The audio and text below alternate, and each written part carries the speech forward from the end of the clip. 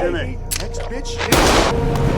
The girl thought she heard the jingle of her cat's bell, but when she opened the door, she found the cat hanging dead from the front gate. She never imagined that the scum who had raped her mother, escaping any legal punishment, would now dare to show up at their doorstep in provocation. With no other choice, she called the police. Cage was furious when he found out, because he was the officer in charge of the mother's sexual assault case. It had been an open and shut case, yet the parents of the 4 perpetrators spent a fortune to hire a famous lawyer who twisted the crime into a claim of consensual sex. To make matters worse, the judge actually believed such nonsense and declared the 4 men not guilty on the spot. Cage could tolerate many things, but not the fact that these men showed no remorse and even after winning the case, continued to harass the poor mother and daughter. At that moment, Cage decided something had to be done. That night, he quietly followed one of them, ready to teach the punk a lesson. Next bitch.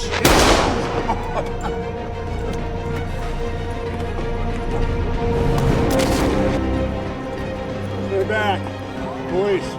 As expected, Cage's actions soon drew internal questioning from the police, but he insisted that it had been too dark, that he'd had a bit to drink, and that when he stepped outside, he saw someone being robbed. He tried to intervene but was attacked, and had no choice but to fire his weapon. There was no flaw in his statement. Assaulting a police officer is a serious crime in any country. With clever words, Cage turned the situation to his advantage and successfully eliminated one of the scum. But it wasn't over. 3 were still free. Soon, Cage picked the perfect place to deal with them, the waterfall where Lisa had once planned to end her life. Yes, he would make these scum die in her place. This time, he targeted the 2 brothers among them. Posing as a lawyer's assistant, he arranged to meet them. The plan went smoothly. The brothers, unsuspecting, arrived at the location mentioned over the phone in pouring rain, completely unaware they had walked into a trap.